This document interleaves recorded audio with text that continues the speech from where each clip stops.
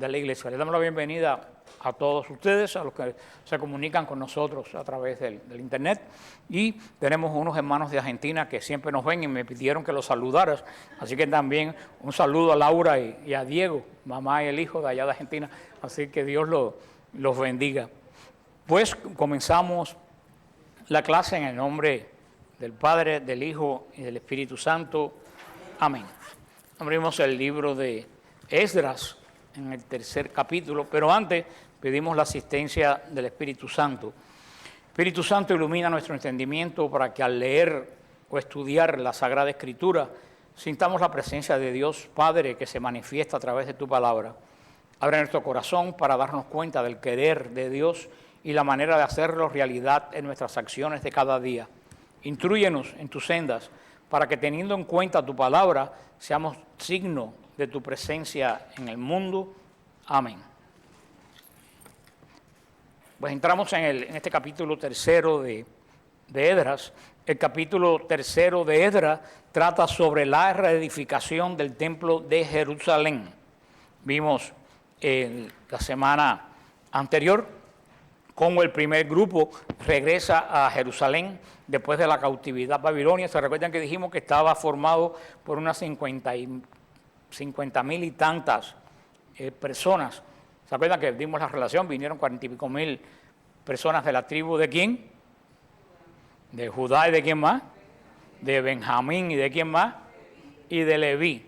Vinieron esas 3 tribus, regresaron, no todos porque salió 1 millón y tantos, regresaron, hablamos amplio la semana pasada de este resto que regresó a Israel, pero al mismo tiempo vinieron los grupos sacerdotales, vinieron los cantores, vinieron todas las personas que servían en el templo, y en total el primer grupo fue formado por más de 50,000 personas, sin llegar a 60,000. Después, más tarde, vamos a ver en el capítulo 6 cómo viene. En este primer grupo vino con Zorobabel. Vamos a ver cómo el segundo grupo más tarde va a venir con Esdras y va a ser unas 2,000 personas. Esdras, que es quien le va a dar nombre a este libro, aunque comienza con la obra de Zorobabel en Israel. Y dice el primer capítulo del primer versículo del capítulo 3, llegado el 7º mes y estando allá los israelitas en sus ciudades, se congregó todo el pueblo como un solo hombre en Jerusalén. Que el Señor añada bendición a su santa palabra. Volvemos a ver un número aquí. ¿Qué número vemos? 7. Número 7. ¿Y qué le he dicho yo continuamente que nos quiere decir el número 7? Pacto. Siempre que veamos el número 7, está hablando algo relacionado con el pacto de Dios, porque en hebreo la palabra pacto y la palabra 7 tienen la misma raíz. Por eso vemos que este capítulo nos está hablando ya, solamente con los números, nos está hablando ya del pacto de Dios. Evidentemente hubo un periodo de tiempo que transcurrió entre los hijos de Israel, se establecieron, y cuando ya están en Jerusalén, porque la semana pasada los dejamos regresando a Jerusalén. Jerusalén no había nada, era piedra lo que había, o sea que entre el capítulo 2 y 3 hay un lapsus de tiempo que la palabra de Dios no nos dice que hicieron esta gente en este tiempo. Vimos también en el capítulo anterior que ellos habían traído grandes riquezas que le había dado Ciro para la reedificación del templo. Se recuerdan todos los libros, todos los ornamentos de oro y plata robados del templo por Nabucodonosor. Aparentemente durante este tiempo transcurrido, la gente se dedicó a edificar me imagino, dónde vivir, algún lugar donde vivir, porque veremos un poco más adelante, cuando lleguemos al libro del profeta Ageo, que él los reprendió por haber edificado primero sus casas y no reedificando el templo. Vemos un patrón que se repite ¿de quién? De David.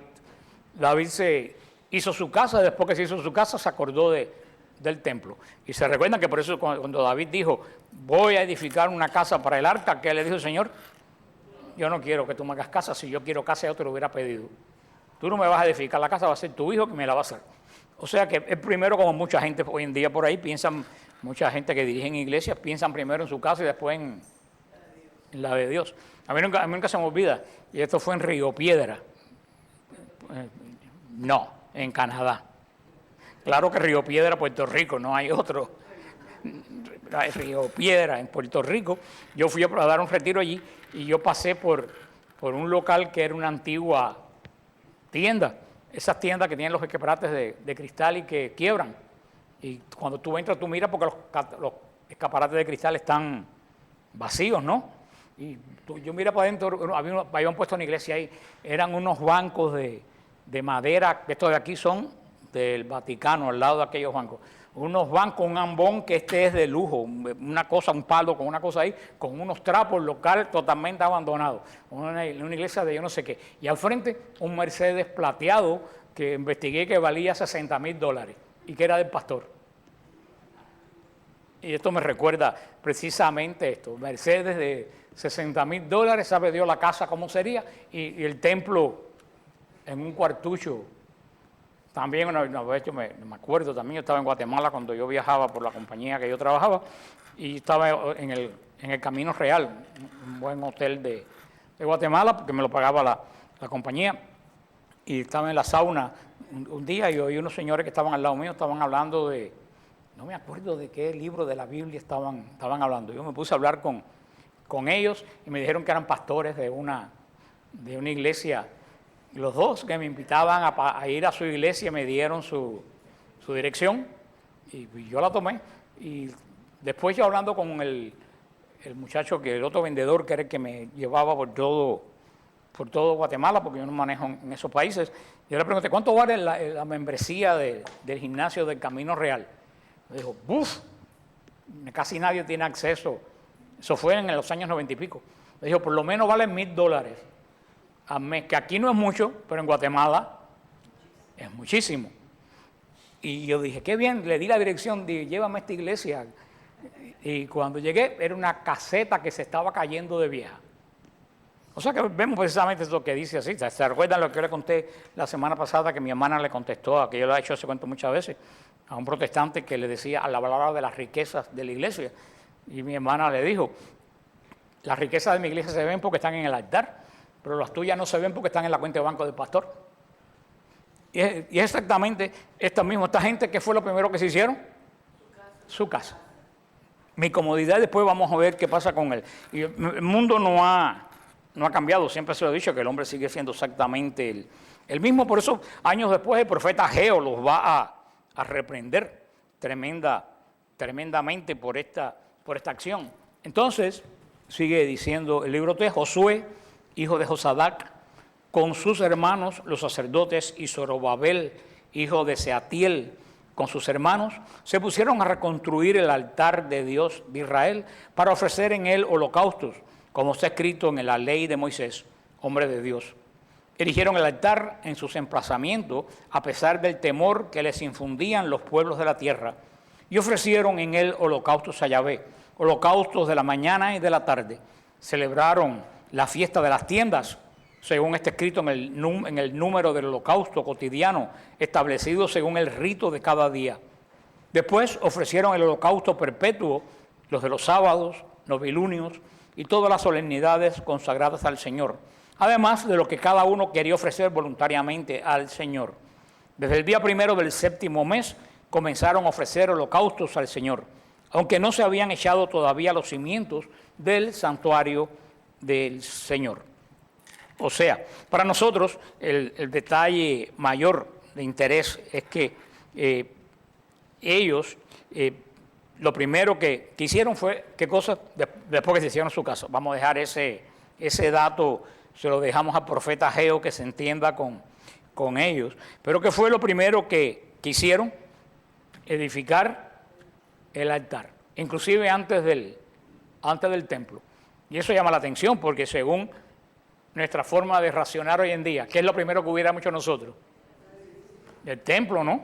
Primero echamos el templo y después hubiéramos hecho el altar. Pero esto para que ustedes vean también algo que hablamos la semana pasada, que yo le dije, ¿cuál era el corazón de Israel? El templo. El corazón de Israel era el templo. Pero lo hablamos ampliamente la semana pasada. Si no se enteraron de eso, pues yo no sé dónde estaban. Pero, ¿por qué el templo era el corazón de Israel. No era por el edificio, porque era el templo, el corazón de Israel. Por el altar, el corazón de Israel era el templo, no por el edificio, ni siquiera por el arca, por el altar. El altar era el centro del corazón de Israel. ¿Y por qué el altar era el centro del corazón de Israel? Porque ahí se ofrecían los sacrificios. Y los sacrificios, ¿qué cosa eran? Ajá. ¿Qué eran los sacrificios? Los sacrificios eran la forma de adoración que el Señor estableció para Israel.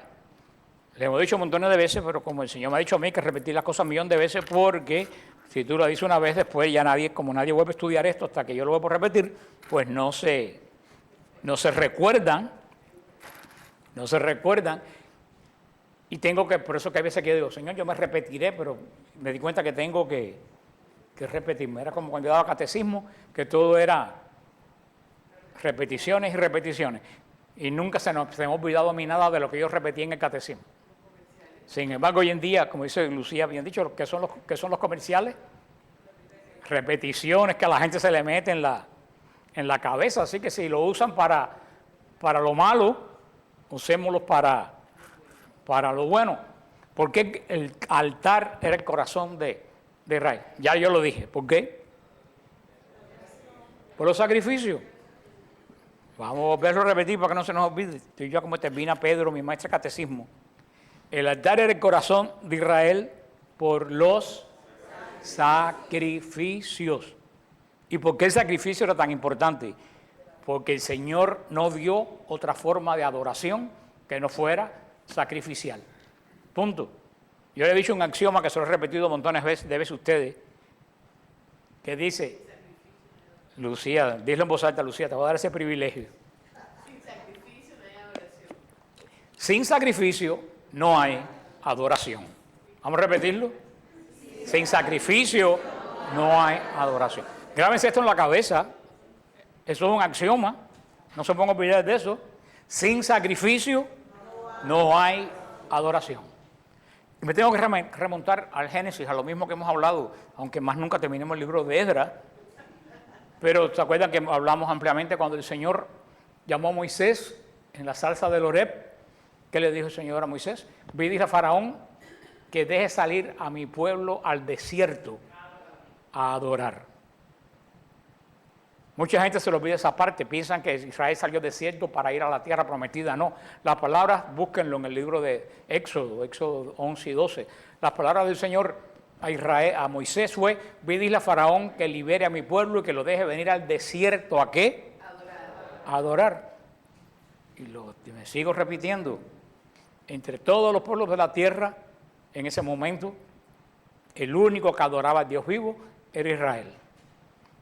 Egipto adoraba un sinnúmero de dioses con cabezas de animales, a Thor, a Isis, a Ibis, a Amón, a una cantidad de dioses tremendo. Los babilonios adoraban los astros del cielo, los cananeos adoraban demonios como los Baal. El único pueblo que el Señor llamó para darle adoración fue al pueblo de Israel. Y por eso le dijo a Faraón, quiero que sean libres, porque ningún esclavo puede adorar. Uno para adorar a Dios tiene que estar libre de toda atadura. Una persona con ataduras, que es esclavo de algo, no puede adorar a Dios. Por eso lo primero que le dijo el Señor a Faraón, para que mi pueblo pueda adorar, tienes que hacerlo, ¿qué cosa? Libre. Después le dijo, para adorar, tienes que irte ¿a dónde? Al desierto. Acuérdense de decírmelo en voz alta, porque yo no tengo todavía el don del Padre Pío de leer los corazones. Entonces ustedes me dicen, y tengo que ser como los ventrílocos, otra vez, saber leer qué es lo que dicen con la boca. Por eso, primero para adorar hay que ser, ¿qué cosa hay que ser para adorar? Libre.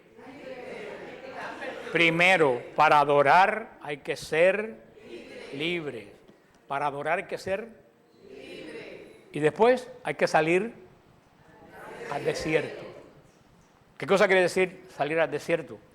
El retiro pasado que dimos en el monasterio fue sobre el desierto. Salir al desierto quiere decir que tienes que separarte de todo ruido, de toda bulla, de todo, y solamente enfrentarte a a Dios. En el medio de la bulla, en el medio del tumulto, no se puede adorar a Dios. Tienes que separar, tienes que apartarte. Y eso es lo que quiere decir la palabra santo. La palabra santo quiere decir apartado, separado, recogido. Quiere decir la palabra santo. Y Señor, tú que llevarás su pueblo al desierto, aparte de ser un lugar donde no hay nada, donde tú eres libre de enfrentarte con Dios, también el desierto es un lugar donde tú solamente dependes de Dios. En el desierto no hay 7-Eleven, no hay Publix. En el desierto Israel dependía solamente de Dios. Y un adorador tiene que ser así. Un adorador tiene que apartarse de la gente para adorar.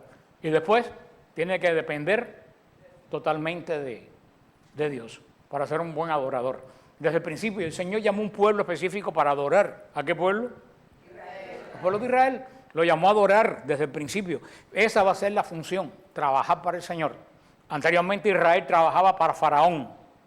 ¿Y qué hacía Israel para Faraón? Ladrillos en las orillas de los ríos. Ahora el Señor le dice, yo no quiero que tú trabajes más para Faraón, ahora yo quiero que tú trabajes para mí. ¿Y cuál va a ser el trabajo que va a tener Israel hacia Dios? La adoración. Y yo le decía en aquella clase que yo les di que la palabra liturgia en griego, ¿qué es lo que quiere decir? Trabajo para Dios. Liturgia es trabajo para Dios. Por eso cuando hacemos nuestra liturgia, estamos haciendo un trabajo para Dios. Porque como Israel, nosotros estamos llamados hoy en día a ser un pueblo de adoradores. Somos el pueblo de la nueva alianza. El pueblo de la antigua alianza, ¿cuál fue su misión? Adorar. Y nosotros como pueblo de la nueva alianza, nuestra misión es adorar. ¿Ha cambiado la situación? No. Israel estaba rodeado ¿de qué? De pueblos paganos que adoraban dioses paganos. ¿Y nosotros que estamos rodeados? De paganos que adoran dioses paganos. Por eso Papa Benedicto, el cardenal Sará y tantos cardenales han insistido en la adoración, porque han dicho, si la iglesia adora mal, Dios se queda sin adoración, porque somos los únicos que adoramos. Y por eso le dije el axioma, sin sacrificio no hay adoración. Por eso nosotros tenemos la única adoración con el sacrificio de la misa. Pero nosotros tenemos la verdadera adoración, ese es el tema que yo tengo en Apologética Siloé, la verdadera adoración. Por eso la iglesia es tan importante. Recuérdense que yo le dije que la historia del mundo está ligada a la adoración. Si la adoración de la iglesia está bien, el mundo va bien. Si la adoración de la iglesia está mal, el mundo va mal. Si miramos alrededor de nosotros, ¿cómo anda la adoración de la iglesia? Muy mal. Recuérdense que cuando los ángeles en el cielo cogen los carbones que tiran a la tierra y explotan la guerra en la tierra, lo cogen del altar de la alabanza del cielo. Pero eso es una relación tremenda entre la adoración y la historia de la humanidad. Pero yéndonos a Israel, Israel supo que su misión a partir de ese momento, ¿cuál iba a ser? La adoración. Por eso cuando llegan a la base del Sinaí, el Señor da todas las instrucciones, aparte de los mandamientos, da la ley, la Torá. Se escribe, Moisés escribe el libro del Levítico. Y cuando estudiamos el libro de Levítico, está en nuestro website en la sección de clases. Cuando estudiamos el libro de Levítico, yo les dije a ustedes que el Levítico es un manual de adoración. Mucha gente no le gusta el Levítico. Cuando dimos esa clase, yo dije que era uno de los libros más hermosos del Pentateuco. Bien enfocado. Porque en el Levítico el Señor nos dice cómo adorar. Y no solo nos dice cómo adorar, nos dice cómo reconciliarnos con Él cuando el hombre se separa de Él. Y todo, tanto la adoración como la reconciliación, gira alrededor de ¿qué? ¿Gira alrededor de qué? Tanto la adoración como la reconciliación del hombre con Dios, gira alrededor de ¿qué? El sacrificio. Si ustedes van al Levítico, todo lo que era el Levítico son sacrificios. El Levítico expone por la orden cómo hay que hacer los distintos tipos de sacrificio, de adoración. El sacrificio de holocausto, que es el que se elevaba 5 veces al día del templo. Los sacrificios de expiación por los pecados de la gente. Recuerden que les expliqué, cuando alguien pecaba en Israel tenía que confesarse. Y eso no se lo dicen a nadie. La persona que pecaba, y el pecado no era de muerte, tenía que llevar un animal a ser sacrificado, y antes de ser sacrificado, ¿qué tenía que decir la persona en voz alta? Los pecados que había cometido delante del sacerdote y del animal, y el animal era sacrificado. O sea, el Levítico es un manual de adoración, pero todo gira alrededor de los sacrificios. Sacrificios cruentos y sacrificios incruentos. ¿Cuáles son los sacrificios cruentos? Lo que conllevaba derramamiento de sangre. ¿Y cuáles son los incruentos? Ajá. Sacrificios que habían que se quemaba la harina. Se quemaba harina sobre el altar. Esos eran los sacramentos incruentos, esos eran los sacrificios incruentos. ¿Y por qué nosotros pensamos sacrificio con harina? Porque cuando uno dice sacrificio, ¿qué es lo que le viene a la mente? Sangre, ¿no? No, pero había sacrificio de harina también que se ofrecía como unas hostias que se hacían, los sacrificios de harina. ¿Por qué? Porque ¿cuál es? Eso lo hablamos también. ¿Cuál es la esencia del sacrificio? La esencia del sacrificio no es matar un animal ni quemar la harina. ¿Cuál es la esencia del sacrificio? La esencia del sacrificio es la transformación. El animal vivo se ofrecía como mi intención de agradar a Dios, pero después que se hacía, se sacrificaba y se quemaba, se transformaba. La harina se ofrecía a Dios y se quemaba. ¿Qué se hacía? Se transformaba. Ese es el centro del sacrificio, es la transformación. Como en la Eucaristía, el pan y el vino se transforman en el cuerpo y la sangre del Señor. Eso es lo que está ligado con los sacrificios. Israel no podía vivir sin los sacrificios. Yo le dije la semana pasada que el corazón de Israel no era ni siquiera la ley. La ley era la forma de cómo tenían que vivir para agradar a Dios. El corazón de Israel era el sacrificio, el templo. ¿Por qué hasta nosotros no ha llegado eso? Porque el templo se derrumbó y nosotros no, hace 2000 años que en la memoria espiritual nuestra no está el templo de Israel porque se derrumbó. ¿Y qué le dije la semana pasada? Que pasó a ocupar el lugar del templo. La sinagoga. Pero la sinagoga nunca va a ocupar el lugar del templo porque en la sinagoga ni se perdonan los pecados, ni se puede hacer sacrificio, ni se puede hacer adoración. Así que fue un pálido sustituto del templo.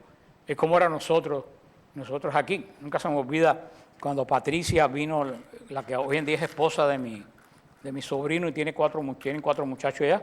Ellos se conocieron en el grupo. Patricia venía de una iglesia pentecostal y cuando Patricia vino al grupo de nosotros, el primer día, me dijo, pero esto es igual que lo que hacemos nosotros en la iglesia los domingos. Yo dije, por supuesto que sí, que esto es igual que lo que hacen ustedes. Cantamos, predicamos y oramos. Dije, pero esto no es lo que nosotros hacemos el domingo. El domingo nosotros no enseñamos a la gente, el domingo nosotros adoramos a Dios con el único sacrificio que Él nos dejó y la orden de hacer de esto en conmemoración mía. Y nos la llevamos por la capilla del Santísimo San Brenda. Y dijimos, ahí es donde está el poder de nosotros. Porque esto es palabra, pero eso es vida. Es la única adoración que el Señor nos hace esto en memorial mío. No nos dejó ninguna otra adoración. El Señor no nos mandó a predicar en la iglesia. El Señor nos mandó a predicar ¿hasta dónde? Hasta los confines de la tierra. O sea que la predicación no es adoración. El Señor no nos mandó a sanar en la iglesia los domingos. El Señor nos mandó a sanar a través del Espíritu Santo donde hay un necesitado. O sea, el Señor no nos mandó a tocar pandereta, el Señor no nos mandó a cantar. No se sabe, nunca se habla de que el Señor haya cantado. Sin embargo, dijo, haced esto en memorial, sacrificio memorial. Un tipo de sacrificio que había donde la persona piensa que memorial es que yo me acuerde. No, memorial es para que Dios se acuerde que Él tiene un pacto con nosotros. Porque el corazón de Israel era el sacrificio. La vida del templo giraba alrededor de los 5 sacrificios que se hacían. Los sacrificios del Shabbat, los sacrificios de la luna nueva. ¿Por qué los sacrificios de la luna nueva? ¿Adoraban la luna? No, es que los meses del año se contaban por la luna nueva, porque ellos tenían calendario lunar, y por eso cada principio de mes se hacía un sacrificio. Los sacrificios del Cordero de la Pascua, el sacrificio del bicurín, que era de espigas de trigo. Por eso estaba en el alma de Israel, que ellos no podían vivir sin el sacrificio. El sacrificio, ellos estaban llamados al pueblo, ¿para qué? Para adorar. Y sin sacrificio no hay adoración. Y para que haya sacrificio tiene que haber altar. Por eso, lo primero que hace Israel, ahora pueden entender por qué lo primero que hace Israel antes de hacer el edificio es el altar. Es lo primero que hace.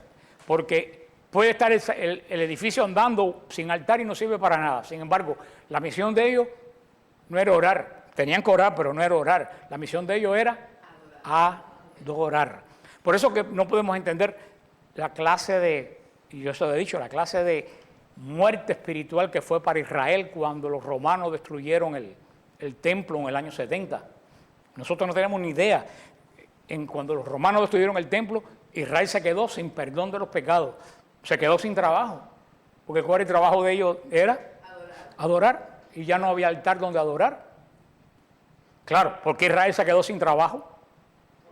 Porque el trabajo pasó a nosotros, a la nueva alianza, en la nueva adoración. Pero ahora ustedes entienden por qué la urgencia de Israel de levantar ¿qué cosa? No el templo, el altar. Fue la urgencia de ellos. Porque fíjate que aquí nos lo dice lo que leímos. Inmediatamente aquí lo tenemos. Aquí explica enseguida. La clase es aquí, la clase no es allá. Aquí queda la clase, soy yo. Pues, sí, porque si lo dejo ustedes, me sientan y me dan la clase a mí, se fajan, se sacan los ojos y se saca del grupo. Así que aquí es dictadura. Aquí el único que habla, c'est moi. Por eso, sí, un Fidel Castro católico.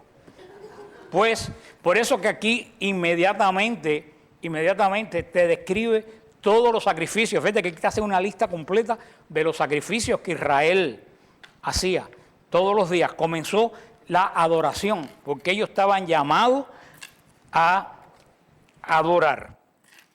Por eso, estos pasajes, si tú a la persona que está familiarizada con la Escritura, le son bien entrañables, le son bien conocidos. Pusieron el altar firme sobre la base. ¿Por qué pusieron el altar firme sobre la base? Porque tenían miedo. El problema es que cuando Israel fue llevado a la diáspora, vinieron otros pueblos y ocuparon el territorio de los pueblos semitas, estilo árabe, ocuparon el lugar donde ellos estaban. Y de ahí, a ver si alguien captó las clases aquella vez, ¿quiénes vienen de aquí, de estos que vinieron y ocuparon el territorio? Ajá. Los samaritanos. Le dijimos, ¿quiénes eran los samaritanos? Esta gente que cuando Israel fue llevado al exilio, hubo unas cuantas gente de Israel que se quedaron, que no se fueron porque se escondieron, porque no los encontraron. Y cuando todo ese territorio se quedó vacío, que hicieron las tribus cananeas y fenicias y todo eso, vinieron y pusieron sus pueblos ahí. Cuando Israel llegó de nuevo, se encontraron que el pueblo estaba ocupado. Pero el remanente de Israel que se había quedado ahí, que eran la gente de más bajo rango que hicieron, se casaron con esa gente que vinieron. Y son los que dan origen a los samaritanos. Por eso que los judíos consideraban a los samaritanos gente que no eran judías, porque eran personas que se habían casado con paganos y habían hecho, ¿se acuerdan que en Samaria había un templo a Yahvé? Cuando ellos se separaron, que hicieron un templo ilegal a Yahvé, aparte del templo del Dios de Israel, y esa gente que estaban ahí siguieron adorando a Yahvé en el monte Garizim. Por eso cuando los judíos regresaron, dijeron, ustedes no son verdaderamente judíos, están adorando en un templo falso, están casados con gente, han perdido la nación, y de ahí surge el conflicto con los samaritanos que todavía duraba hasta la época de Jesús y que todavía dura hasta el día de hoy, porque les dije que quedan como 800 o 900 samaritanos todavía en Israel, en la zona del Garizim. Pero por eso Israel tenía que estar, Judá, que fue quien regresó, pues ya no hablamos más nunca de Israel, hablamos de Judá. Por eso que tuvo que poner el altar bien firme, porque ellos tenían que estar construyendo y tenían que estar vigilando, no los atacaran la gente que estaba en los alrededores. Exactamente como están hoy en el día de hoy. Israel nunca ha tenido un momento de paz y ya hemos estudiado por qué. Y sigue diciendo la palabra de Dios en el versículo 7. Pagaron con dinero a los canteros y a los carpinteros y dieron víveres, bebida y aceite a los sidonios y a los tirios para que enviaran por mar a Jope madera de cedro del Líbano, según la autorización de Ciro, rey de Persia. El año segundo de su llegada al templo de Dios en Jerusalén, al segundo mes, Zorobabel, hijo de Seatiel. Yo soy malo porque le voy a hacer una pregunta, pero no se la voy a hacer porque no la van a saber y yo me voy a poner bravo. ¿Quién era Sealtiel? Claro, el papá de Zorobabel. Lucía ha dado la respuesta perfecta. Sealtiel es el papá de Zorobabel, pero ¿quién era Sealtiel? ¿Qué hacía Sealtiel? Lo dijimos la semana pasada. Sealtiel era de la familia sacerdotal, descendiente de Aarón. Por eso que es tan importante, por eso que Zorobabel es tan importante, porque Zorobabel es un sacerdote descendiente de Aarón, los únicos que podían ministrar, porque más nadie que los sacerdotes de la familia de Aarón podía ministrar. Cualquiera persona, por muy buena que fuera en Israel, no podía ser sacerdote. ¿Cuál era la característica para ser sacerdote? Descendiente de Aarón. Ay, qué bueno fulanito, sí, fulanito es muy bueno, y el sacerdote que hay ahora es un sinvergüenza. Pero ¿quién es el verdadero sacerdote? El sinvergüenza, porque Dios tiene un orden y es descendiente de la casa de Aarón. ¿Por qué la casa de Israel se dice que fue arrasada de la faz de la tierra? Porque este último rey ordenó hombres al sacerdocio que no eran de la casa de Aarón. O sea, en el Antiguo Testamento, ¿cuál era la característica para ser sacerdote? Descendientes. Y en nuestro Testamento Nuevo, sucesor de los 12 apóstoles. Cualquiera, por muy bueno que sea, no puede ministrar en la casa de Dios. Tiene que ser sucesor de los apóstoles. ¿Y cómo se da la sucesión de los apóstoles desde el siglo I en nuestra iglesia? Por imposición de mano, tal como Moisés le traspasó el poder a Josué. Pero ¿sabes qué bueno fulanito? Fulanito es muy bueno, pero si no le ha impuesto las manos un sucesor de los apóstoles, no puede ministrar en la casa de Dios. Lo más que puedo hacer es lo que yo hago aquí, enseñar y cantar y se acabó. Eso no lo inventamos nosotros, eso viene desde la antigua ley. Por eso es la importancia de Zorobabel. Zorobabel no es importante porque tiene un nombre sonoro, es porque él es sacerdote descendiente de la casa de Aarón. Entonces, sigue diciendo en el versículo 8, el año segundo de su llegada al templo de Dios en Jerusalén, el segundo mes, Zorobabel, hijo de Sealtiel, y Josué, hijo de Josadac, con el resto de sus hermanos, los sacerdotes, los levitas y todos los que habían vuelto del destierro a Jerusalén, comenzaron la obra. Designaron a algunos levitas de 20 años en adelante para dirigir las obras del templo del Señor.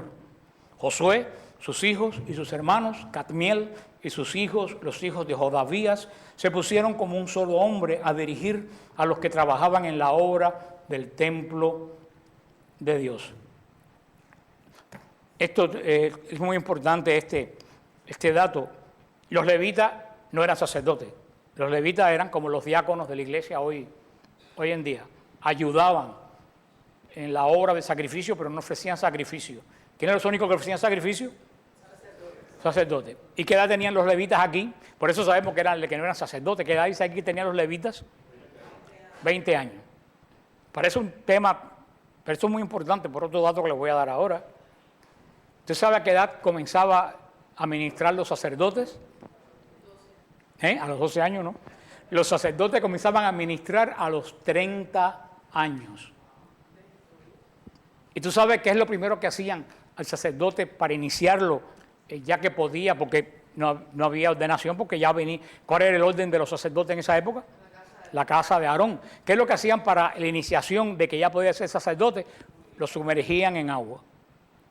Por eso ustedes van a entender ahora que Jesús a los 30 años que hizo, se sumergió en el Jordán. No solo para ser contado entre los pecadores, sino también se puede decir que es como el inicio de Jesús también como nuestro sumo y eterno sacerdote.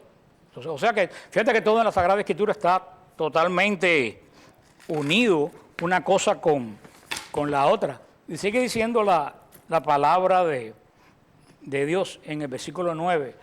Josué, sus hijos y sus hermanos, Cadmiel y sus hijos, los hijos de Jodavías, se pusieron como un solo hombre a dirigir a los que trabajaban en la obra del templo de Dios.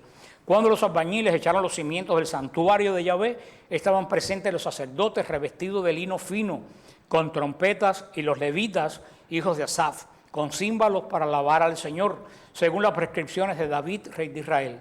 Cantaban alabando y dando gracias al Señor, porque es bueno, porque es eterna su misericordia para Israel. Y el pueblo entero prorrumpía en grandes clamores alabando al Señor, porque el templo del Señor tenía ya sus cimientos. Muchos sacerdotes, levitas y jefes de familias y ancianos que habían conocido con sus propios ojos el primer templo sobre sus simientes lloraban a voz en grito, mientras que otros lanzaban gozosos clamores. Y nadie podía distinguir los acentos de clamor jubilosos de los acentos de lamentación, porque el pueblo lanzaba grandes clamores y el estrépito se podía oír hasta muy lejos. El Señor añada bendición a su santa palabra.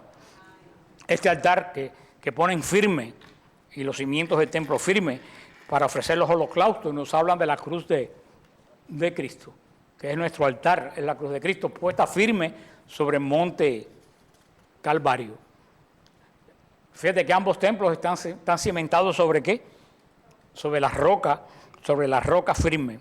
Y verdaderamente esto nos habla mucho, sobre todo a nosotros, a la iglesia de Cristo, nos habla mucho de cómo debe ser nuestro orden, nuestra adoración, nuestra responsabilidad de adorar a Dios. Los israelitas, aquellos que regresaron de la cautividad, vemos que tenían una característica, estaban unidos, estaban totalmente unidos. Ellos tenían un objetivo. ¿Qué objetivo tenían ellos? Construir el templo de Dios. ¿Y por qué querían construir el templo de Dios? Porque es el lugar donde se ofrecían los sacrificios. Yo creo que hoy en día para nosotros la iglesia, eso es lo que el Señor nos debería hablar. Si hay algo que está dividida la iglesia de hoy es en el sacrificio. Y eso, el cardenal Sara, que para mí es igual que el cardenal Arinze, y ambos son de África, porque la esperanza de la iglesia no es América Latina. América Latina hoy es la gran decepción de la iglesia. La esperanza de la iglesia hoy en día está en África. El volumen, una iglesia que ha crecido en 100 años de 0 a 500%. El mayor volumen de vocaciones de la iglesia está en África. Los obispos cardenales más ortodoxos de toda la iglesia, aferrados a los 2000 años de tradición, están en África. Y el cardenal Sara y el cardenal Arinze, que son africanos ambos, que han sido prefectos de la congregación para la sagrada liturgia, han estado continuamente insistiendo en esto. No podemos banalizar el culto de Dios. El culto de Dios en estos días se ha banalizado. ¿Qué es lo que han querido hacer mucha gente? Yo no creo que con mala voluntad. Yo creo que están más perdidos que el hijo de Limber. ¿Qué es lo que han querido esta gente hacer en la iglesia? Hacer cosas agradables para que la gente venga. Ese no es el punto. Nosotros no necesitamos una iglesia llena, necesitamos una iglesia que adore. Y por eso vemos todo esto. Yo no sé, hay una gente que tiene obsesión con la danza litúrgica. Y a mí cada 5 minutos me insultan en EWTN en las preguntas, porque yo digo la verdad, en el misal romano, que es la instrucción litúrgica nuestra de adoración, ¿qué lugar hay para la danza litúrgica? ¿Qué lugar hay? Del principio al fin, ¿qué lugar hay? Ninguno. Por supuesto, me salen los apologistas de bolsillo, pero David danzó. Yo digo, sí, pero David danzó desnudo, ¿tú vas a danzar desnudo? ¿Tú sabes cómo se llama eso? Eso no es teología. ¿Tú sabes cómo se llama eso? No tan duro. Sentido común. David danzó, pero ¿cómo? Entonces, ¿qué danzar? ¿Y cómo danzó David? Desnudo. Y además, ¿David danzó en un sacrificio? No, David danzó en una procesión, no en un sacrificio. Que se atreviera David a danzar en un sacrificio. Cuando hablamos del templo, ustedes se recuerdan lo que yo les dije, que había una policía del templo. ¿Se recuerdan la que prendió a Jesús? Pero ¿qué hacía la policía del templo en Israel cuando no estaba prendiendo al Mesías? ¿Qué hacía la policía del templo en Israel? Andaba con unos garrotes de este tamaño. ¿Y para qué andaba con los garrotes? Para darle garrotazo a los que se comportaban mal. ¿Y tú sabes quién eran los primeros que cogían garrotazos? Los sacerdotes. Los sacerdotes tenían que entrar al templo sin zapatos. Tal era la santidad del templo. Y cuando veían un sacerdote caminando desordenadamente, vestido desordenadamente, o pidiendo, le sonaban un garrotazo. ¿Qué falta nos hacía una policía del templo en nuestras parroquias hoy? Porque hemos perdido el sentido de la santidad de Dios. Y hemos pensado que la iglesia es un teatro para entretener a la gente. Y estos cardenales, Sara, Arinze, no solo Arinze, Burke, que es blanco también, no es de África, pero hay muchos cardenales, muy Müller, han insistido. Nuestra iglesia se ha banalizado. Tenemos una iglesia vana, una iglesia totalmente vana, que vienen a la misa para que los entretengan. Y tenemos curas más vanos que la gente. Y yo no le echo la culpa a los curas. ¿Tú sabes dónde está el problema? En el seminario, que no está preparando pastores, está preparando profesionales. Y a veces ni buenos salen. Porque en Israel, ¿quién le agregaba algo al sacrificio? Nadie. Había que hacer lo que decía el Levítico. En la Eucaristía nadie le puede agregar nada al misal romano. Tú tienes que seguir, porque para eso somos católicos. ¿Qué quiere decir católico? Universal. Y lo que se hace en Miami tiene que ser lo mismo que se hace en China, y lo mismo que se hace en Chile, y lo mismo que se hace en Nicaragua, y lo que se hace en Europa. Por eso somos católicos. Si, como pasó en la iglesia hace unos años, si cada cual empieza a agregar algo, llegará el momento que dejaremos de ser católicos. No se puede banalizar la Eucaristía, porque es el único sacrificio que el Señor nos ha... Yo he hablado y yo he dado muchos retiros y ustedes lo han recibido sobre eso. La Eucaristía no es para entretener a nadie. La Eucaristía es para santificarnos. Y el que venga buscando entretenimiento, que se vaya con los pentecostales, que va a tener show amplio. Pero nosotros tenemos que terminar como estos israelitas. Tenemos que llegar a la conclusión que nuestro trabajo hoy en día como iglesia, ¿cuál es? Adorar. Nosotros no estamos llamados a ser una agencia de la Cruz Roja. Tenemos que ayudar a los demás. Eso es parte de lo que el Señor nos mandó. Pero el objetivo principal de nosotros no es ayudar a los demás. El principal objetivo de nosotros como iglesia es adorar a Dios. Tú en tu vida tienes que ayudar a los demás. Pero hoy en día vemos que la iglesia casi se ha convertido en una agencia de la Cruz Roja. ¿De qué es lo único que hablan? De ayudar y de ayudar. Y está bien ayudar, pero lo dijo Pablo VI. A un hombre más que comida le hace falta conocimiento de Dios. Porque muchas veces el hambre física que tiene el hombre es falta de conocimiento de Dios, que lo puede llevar a vencer su vida y sus limitaciones. Hay 1 millón de gente que le reparte comida a la gente, la Cruz Roja, todo el mundo. ¿Pero cuántos le predican? La iglesia. Tenemos que, no me entiendan mal, no estoy diciendo que no hay que hacer obras de caridad, porque la iglesia es la campeona de la obra de caridad, pero no podemos basar la iglesia en una obra de nuestra misión objetiva. ¿Cuál es? Adorar y anunciar el reino de Dios. Es nuestra misión. Todo lo demás viene después. Como lo dijo la Madre Teresa de Calcuta, y lo dijo muy bien dicho. Dijo que pobres son los pobres, nada más que tienen dinero. Y es una gran verdad. ¿Qué hacemos llevando comida y comida y comida cuando esa persona va a seguir siendo pobre, aunque tenga el estómago lleno, porque no le han llevado el mensaje de Dios?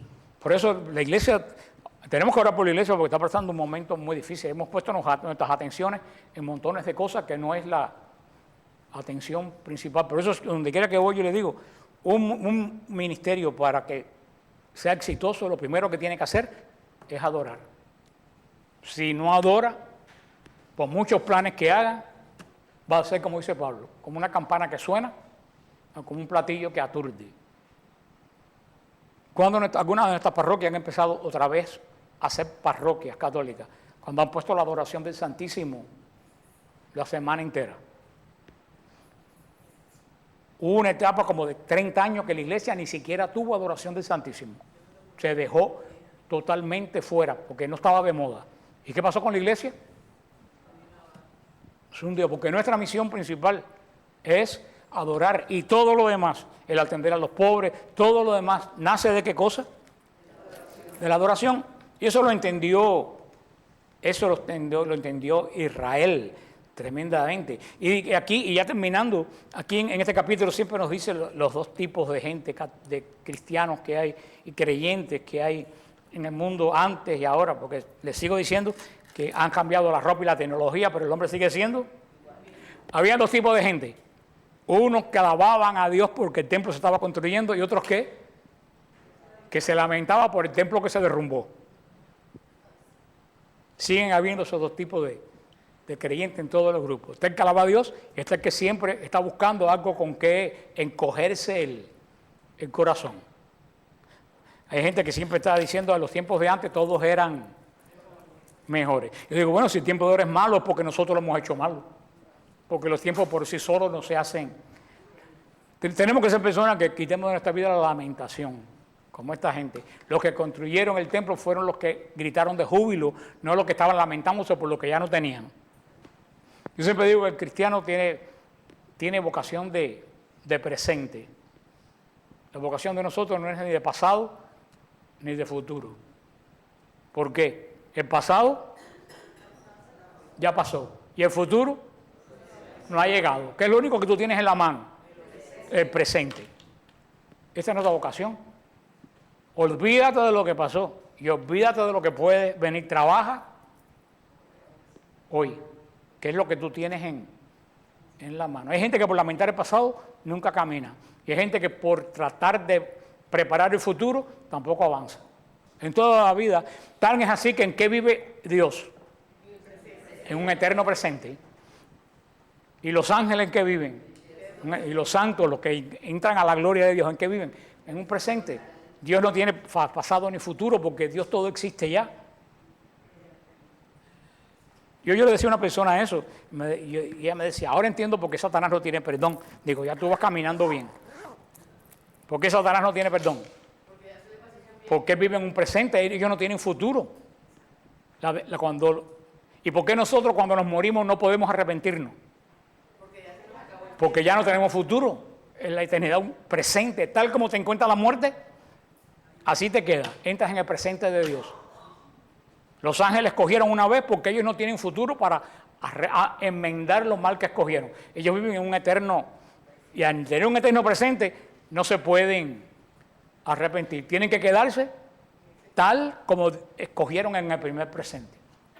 Yo creo que el cristiano debe vivir en un eterno presente, porque el eterno presente en que uno vive es lo que construye el futuro. Todo el que está pensando, no, porque voy a hacer. Monseñor Román siempre, a los que le decían, ay, Monseñor, si yo me sacara la lotería, iba a ser un muelle atrás de la ermita. Y él le decía, si tú no me das ahora $5, cuando ganes la lotería, no me vas a dar ni un kilo. Dame los $5 que tienes ahora en el bolsillo para construir el muro y después veremos cuando te ganes la lotería. Eso es vivir con en presente. Esos son los que construyen. Unos lamentándose por el templo que ya no estaba y unos alegrándose por el templo que se empezaba ya a construir. Así debe ser nuestra vida. La semana que viene pues empezamos con el capítulo 4 de este libro que le dije que nadie habla. ¿Quién habla de Esdras? Nadie. Y es un libro hermoso. Es un libro hermoso. Ni de Zorobabel, un hombre tan importante que vamos a ver la función. Zorobabel fue el encargado de restablecer la adoración en Israel. Mira tú qué importancia la de Zorobabel, porque Dios es Dios de orden y el orden de Dios estaba en la tribu de Aarón, del cual Zorobabel es descendiente. En nombre del Padre, del Hijo y del Espíritu Santo. Amén. Antes de proceder a la colecta, acuérdense que este jueves vamos a tener la hora santa con las madres carmelitas en el monasterio de ellas aquí en Jayalí. Una vez al mes tenemos adoración, una hora con ellas, porque ese monasterio que están construyendo se ha construido, ¿ustedes saben con qué? Con adoración. Desde que empezó ese monasterio estamos yendo una vez al mes orando y adorando para que el Señor haga la obra, y ya gracias a Dios en marzo parece que se va a inaugurar. Así que el jueves 7:30 en la capilla de las Madres Carmelitas. Acuérdense que la capilla es muy chiquita, saben, 15 o 20 personas. Si ustedes desean ir, le dan el nombre a Mildred, porque cuando lleguemos a 20 personas, pues ya no podemos pues aceptar más personas. Ya la madre priora me dijo que cuando estén en Homestead cabemos 100 y pico. Le dije, no se embulle, que el compromiso conmigo hasta que construyan el monasterio, después que esté hecha, ya yo no tengo compromiso con... Y ella dijo, no, yo espero verlo por aquí. Yo dije, vamos a ver, porque de aquí a donde están las madres es una hora. Así que habrá que alquilar ómnibus y voy a hacer una excursión.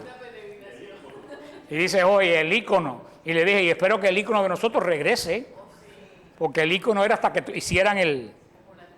Pero fíjate, Jorge, lo que te le das a una monja más nunca regresa. Así que va a haber que mandar a hacer uno. Yo no creo que ese icono lo vamos a ver ni de lejos acá. Entonces, los que quieran ir el jueves a la adoración, pueden hablar con Mildred.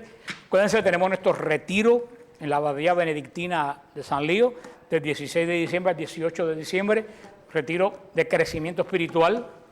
Ofrecemos el transporte y todo. Allá atrás Mildred tiene los flyers. Y recuérdense nuestro viaje, nuestra peregrinación número 29 a Israel. Salimos el primero de abril, no. Los que van a Jordania, porque es un opcional, salen el 29 de marzo, y después el segundo grupo que va a Israel sale el 1 de abril, y regresamos el 9, lunes santo, vamos a estar en la procesión del Domingo de Ramos, el Domingo de las Palmas, desde Betfagé a Jerusalén.